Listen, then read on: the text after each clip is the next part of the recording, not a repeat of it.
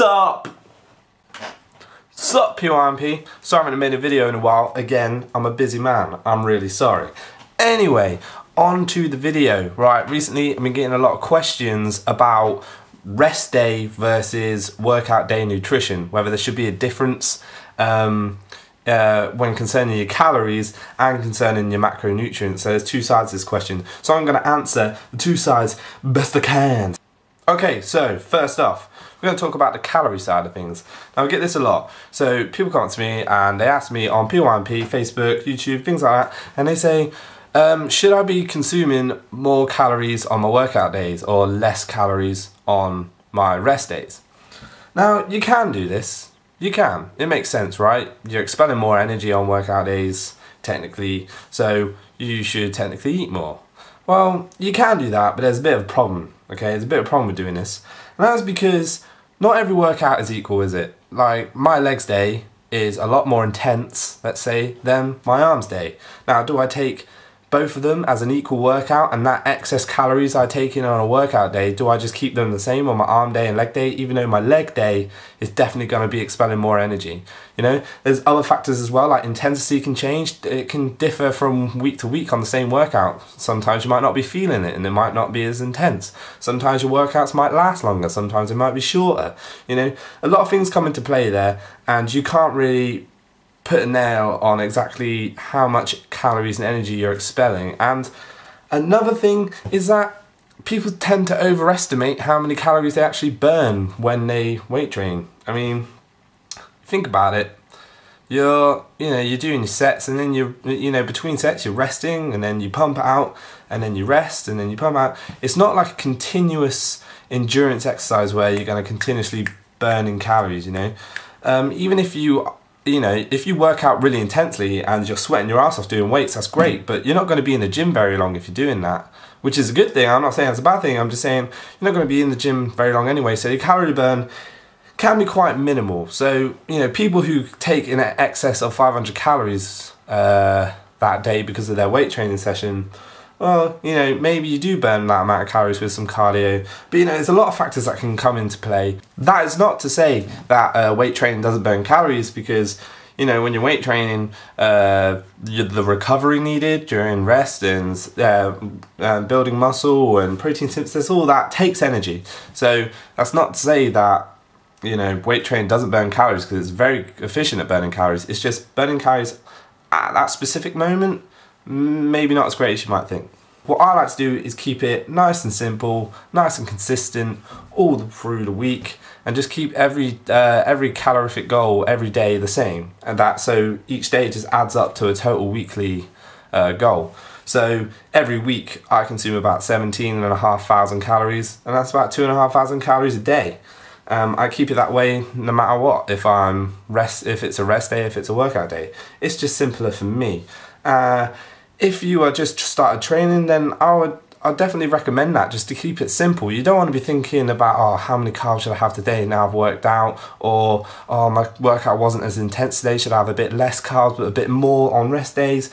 And then sometimes if you're cutting your carbs on rest days, you can feel really hungry on rest days, which ain't great, because on rest days you still need food. So just keep it consistent. Keep your calorific goals pretty flatline throughout the week. Don't be going up and down and changing it, because it just can get a little difficult. Sure, if you feel you really need it, like say it's legs day and you really feel like fucks, then yeah, maybe have a few more carbs. But you gotta keep everything in mind, keep everything straightforward and simple. You don't want to be making things more complicated than it should be. So the other side of this question is the macronutrient side of things. So should my macronutrients be different to rest days than they are on workout days? Now, like I said, if you're a beginner or something like that, or you just want to keep it simple, then keep it simple. Just hit the same macros every day. Find out what you need, protein, carbohydrate, fat-wise, and every day just keep it the same. You're perfectly fine with doing that.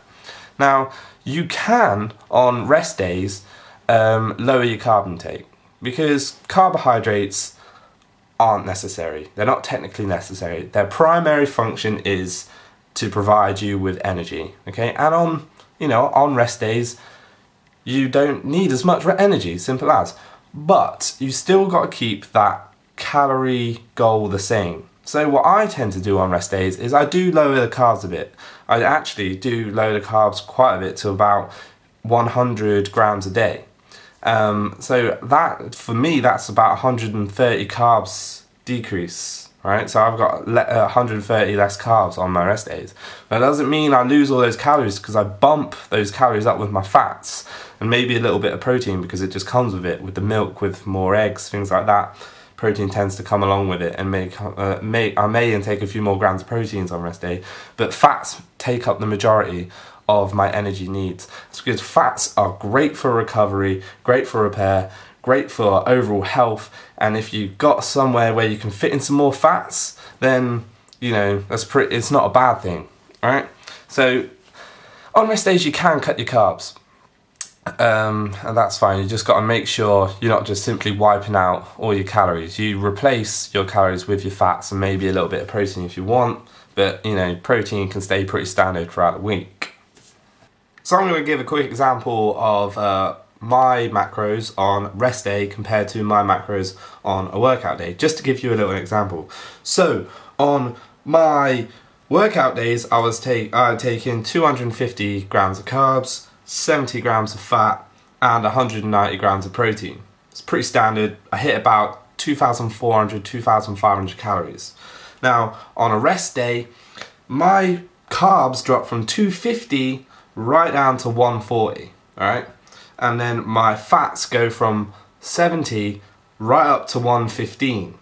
And then my protein does increase a little from 190 to 230. And on my rest day, I'm actually intaking just above 2,500 calories. So in fact, I'm actually taking in more calories on my rest day, but only, you know, that's minimal, like it's less than 50, but less than 50 difference, but still, it's still more calories. But the fact is I'm taking in more carbs and increasing my fats and a little bit of protein, which isn't needed, it's just that it came with the territory, you know what I mean? Sometimes it just happens. So yeah, that is an example of how your macronutrients can change. The rule is that you can drop your carbs, you just got to make sure you increase your fats, especially your fats, maybe a little bit of your protein if you want, just so you're meeting those calorific goals.